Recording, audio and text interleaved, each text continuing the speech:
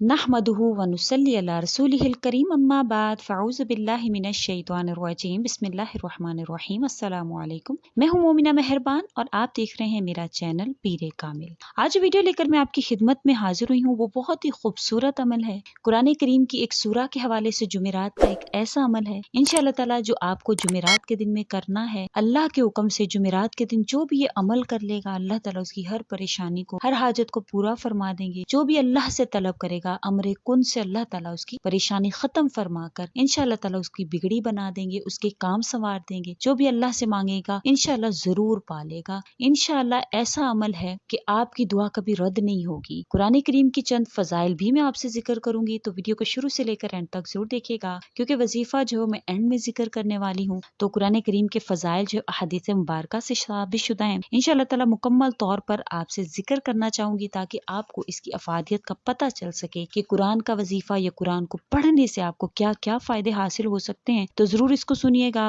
ताकि आप मुकम्मल तौर पर फायदा भी हासिल कर सकें और आपका दिल मुनव्वर हो सके अहादीस की रोह से। वीडियो जिक्र करने से पहले अगर आप मेरे चैनल पर नए हैं या मुझे पहली मर्तबा सुन रहे हैं तो मेरे चैनल को सब्सक्राइब जरूर कर दें, और अगर आप मजीद अपडेट्स हासिल करना चाहते हैं तो सब्सक्राइब के बटन के साथ जो बेल नोटिफिकेशन का बटन है उसको जरूर प्रेस कर दें, ताकि मेरी हर नई वीडियो आपके पास नोटिफिकेशन की सूरत में पहुंचती रहे। जैसे कि मैंने जिक्र किया कि आज का अमल कुरान करीम के हवाले से है, उसकी एक सूरा के हवाले से है। तो अब्दुल्ला बिन मसूद रजी अल्लाह तआला अन्हु जो है वो एक हदीस बयान करते हैं कि कुरान सिफारशी है जिसकी सिफारिश कबूल है, और झगड़े का फरीक है जिसकी तस्दीक की जाती है। जो शख्स इसे अपना इमाम बनाएगा इसे जन्नत में ले जाएगा, और जो इसे पसे पुश्त डालेगा ये इसको दोज़ख में ले जाएगा। फुक्का रहमतुल्लाह अलैह फरमाते हैं कि मकबूल सिफारिश होने का मतलब ये है कि अपने पढ़ने वाले और अपने अमल करने वाले के लिए सिफारिश करेगा जो जरूर कबूल होगी। तो कुरान से किया गया जो भी वजीफा इंशाल्लाह सिफारिशी बनकर अल्लाह के यहाँ आपकी नुसरत करवाने में कामयाब करवाएगा इंशाल्लाह आपको। तो कुरान के जरिए जरूर ब जरूर अल्लाह से मदद हासिल करना चाहिए। इमाम बनाना यह है कि इसकी तिलावत की जाए और इसके अहकामात पर भी अमल किया जाए, और पसे पुश डालना यह है कि इसे बेरुखी करके सिर्फ और सिर्फ फाज की तिलावत की जाए। नाफे बिन अब्दुल हारिस रजी अल्लाह तआला अन्हु जो हज़रत उमर रजी अल्लाह तआला अन्हु के दौरे खिलाफत मक्का मुकरमा के हाकिम थे, रिवायत करते हैं कि एक सफरे हज में हज़रत उमर रजी अल्लाह तआला अन्हु के इस्तकबाल के लिए निकले। आपने पूछा कि मक्का मुकरमा का निगरान किसको बनाया है। अर्ज किया कि अब्दुल रहमान बिन अबी अबज़ा को।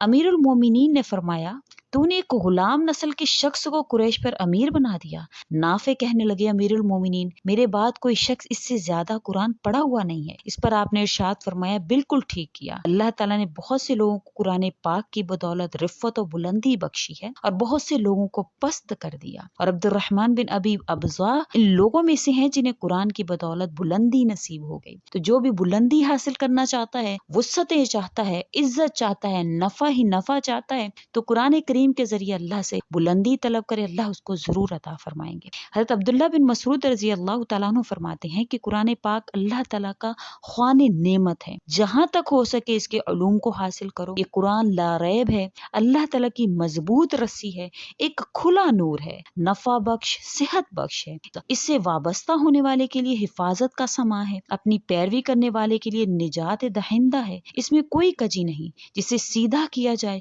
कोई टेढ़ापन नहीं कि जिसकी दुरुस्तगी की जाए। इसके अजायबात कभी खत्म ही नहीं होते, बार बार की कसरत तिलावत से इसकी ताजगी मुतासिर नहीं होती। इसकी खूब तिलावत किया करो। अल्लाह ताला इसके हर हर्फ पर 10 नेकियों का अजर मरहमत फरमाए। सुनो कि अलिफ लाम मीम की 10 नेकियां शुमार नहीं करता, बल्कि 10 नेकियां अलिफ की हैं, 10 लाम की और 10 मीम की नेकियां हैं। इसी तरह अबू हुरैरा रज़ी अल्लाह तआला अन्हु नबी करीम सल्लल्लाहु अलैहि वसल्लम का इरशाद नकल करते हैं कि जो शख्स दुनिया में अपने किसी मोमिन भाई की एक परेशानी दूर करता है, अल्लाह ताला इसकी आखिरत की परेशानियों में से एक परेशानी दूर फरमाएंगे। जो शख्स किसी तंगदस्त के लिए आसानी का मामला करता है, अल्लाह ताला इसके लिए दुनिया और आखिरत में आसानी पैदा फरमाते हैं। और अल्लाह ताला इस वक्त तक बंदे की मदद फरमाते हैं जब तक वो अपने मुसलमान भाई की मदद कर। और जो कोई तलबे इल्म के लिए कोई रास्ता तय करता है, अल्लाह ताला इसके लिए जन्नत का रास्ता आसान कर देते हैं। और जो कोई लोग किसी घर में इकट्ठे होकर किताबुल्लाह की तिलावत करते हैं, आपस में पढ़ते पढ़ाते हैं, तो इन पर سکینہ نازل ہوتی ہے، رحمت ان کو ڈھانپ لیتی ہے، فرشتے ان کو گھیر لیتے ہیں اور اللہ پاک ان لوگوں کا تذکرہ اپنے مقرب فرشتوں میں فرماتے ہیں۔ یزید بن ابی حبیب نبی کریم صلی اللہ علیہ وسلم سے روایت کرتے ہیں کہ جو شخص قرآن پاک حفظ کرتا ہے تو اللہ تعالیٰ اس کے والدین سے عذاب میں تخفیف فرماتے ہیں، خواہ وہ کافر ہی کیوں نہ ہو۔ حضرت عبداللہ بن عمر رضی اللہ تعالیٰ عنہ سے روایت ہے کہ جو شخص قرآن پڑھتا ہے گویا کہ اپنے پہلوں میں نبوت کو سمیٹ رہا ہے۔ اور اس کے علاوہ جو ہے حضرت عبداللہ بن مسعود رضی اللہ تعالیٰ عنہ فرماتے ہیں کہ حامل قرآن کو چاہیے کہ لوگ سو جائیں تو اپنی رات کی قدر پہچانیں۔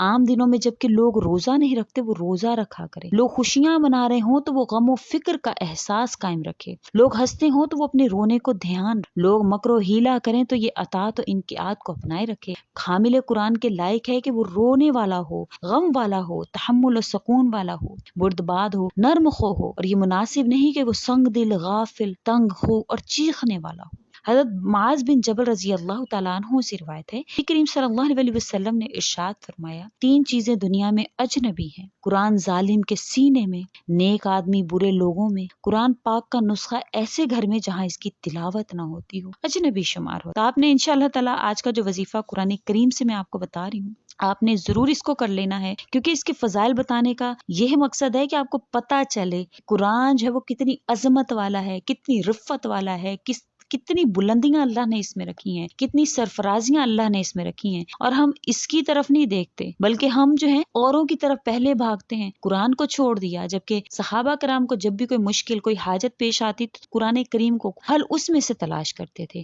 تو آج کا وظیفہ قرآن کریم کے ساتھ خاص ہے، جمعرات کا خاص وظیفہ ہے کن فیکون۔ انشاءاللہ تعالیٰ کرنا آپ نے کیا ہے کہ آپ نے جمعرات کے دن کسی بھی وقت میں آپ نے بیٹھ کر 90 مرتبہ آپ نے سورۃ الکوثر پڑھنی ہے، اول و آخر 11 مرتبہ درود پاک پڑھنے کے بعد آپ نے ایک ہی نشست میں بیٹھ کر، ایسا نہیں ہے کہ 40 مرتبہ کبھی پڑھ لی، پھر 15 مرتبہ پڑھ لی، پھر 15 مرتبہ پڑھ لی، اس طرح سے آپ نے نہیں پڑھنی، بلکہ آپ نے ایک ہی نشست میں بیٹھ کر بسم اللہ الرحمن الرحیم سمیت سورۃ الکوثر کو پڑھنا ہے۔ پھر اس کے بعد آپ نے پھر 11 مرتبہ درود پاک پڑھ کر اللہ تعالیٰ سے اپنی حاجت کو طلب کرنا ہے۔ انشاءاللہ تعالیٰ آپ جو بھی حاجت اللہ سے طلب کریں گے اللہ تعالیٰ آپ کی اس حاجت کو قبول فرمائیں گے۔ یہ بہت ہی مجرب عمل ہے، آج تک میں نے جس کو بھی بتایا اللہ نے اس کی حاجت کو پورا فرمایا۔ بہت سی بہنیں ایسی ہیں جو پریشان تھیں، ایسے ان کے معاملات حل ہونے کا نام نہیں لے رہے تھے، لیکن اللہ تعالیٰ نے ان کو حل فرمایا۔ لیکن میں آپ سے ایک بات جو ہے وہ ذکر کر دوں کہ آپ نے اس عمل کو یقین کے ساتھ کرنا ہے۔ بہت سے لوگ ہیں وہ سوچتے ہیں کہ کچھ بھی کر لو جی، وظیفے جو ہے وہ کام نہیں کرتے اور ہمیں اس کا رزلٹ معلوم نہیں ہوتا۔ اگر ایسا ہی ہوتا، وظیفوں سے عمل ہونے ہوتے یا وظیفوں سے مشکلات حل ہونی ہوتی تو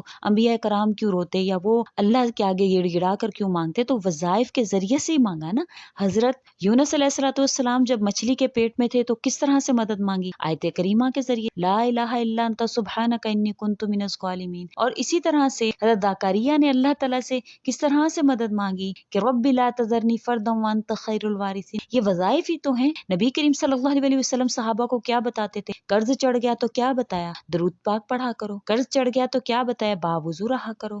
مشکلات میں گرفتار ہوئے تو کیا کہا؟ لا حول ولا قوت الا باللہ پڑھا کرو۔ تو ہمیں یہ سبق، ہمیں یہ سیکھ کہاں سے ملتی ہے؟ ہمیں یہ سبق نبی کریم صلی اللہ علیہ وسلم سے ملتا ہے کہ جب بھی ہم کسی پریشانی میں مبتلا ہیں، کسی ایسے حالات نے ہمیں گھیر لیا ہے کہ حل نہیں ہو رہے ہیں، تو ہمیں اللہ سے اس طرح سے جڑنا ہے کہ اس کے ذکر سے جڑ کر، اعمال سے جڑ کر اللہ سے مدد طلب کرنی ہے۔ اسباب کی طرف نہیں پہنچایا، ایسا نہیں کہا کہ فلاں سے سفارش کروا لو، فلاں کے پاس چلے جاؤ، اس کو رشوت دے دو، یہ نہیں کہا، بلکہ اعمال سے جوڑا، اور اعمال آپ کو انشاءاللہ منزل تک پہنچا دیتے ہیں۔ یہ میرا 100% اللہ کی ذات پر یقین ہے۔ اللہ تعالیٰ خود بخود راستے نکال، آپ پریشان نہیں ہو۔ بانجھ پن ہے، حضرت زکریا کی بیوی کو بانجھ پن تھا لیکن اللہ تعالیٰ نے اولاد عطا فرمائی۔ حضرت یونس علیہ السلام 40 دن مچھلی کے پیٹ میں رہے لیکن اللہ تعالیٰ نے ان کو نجات عطا فرمائی۔ تو اسی طرح سے انبیاء روئے لیکن اللہ نے ان کی مدد بھی فرمائی۔ کس کے لیے؟ ہماری سیکھ کے لیے، ہمیں یہ بتانے کے لیے کہ اے مومنو کہ انبیاء کرام جو ہیں اگر وہ اپنی پریشانیوں کو اللہ سے گڑ گڑا کر ذکر کر اللہ سے منواتے ہیں تو تمہیں بھی ایسا ہی کرنا ہے۔ پریشانیاں جو ہیں وہ انسان کو اس لیے عطا کی جاتی ہیں کہ اللہ تعالیٰ آپ کے صبر کو آزما سکے کہ آپ کتنے صابر ہیں۔ اس کا مطلب یہ نہیں ہے کہ آپ اللہ سے متنفر ہو جائیں یا اللہ کے بتائے ہوئے کلام سے متنفر ہو جائیں، یا قرآن کریم کی آیات سے متنفر ہو جائیں، یا آپ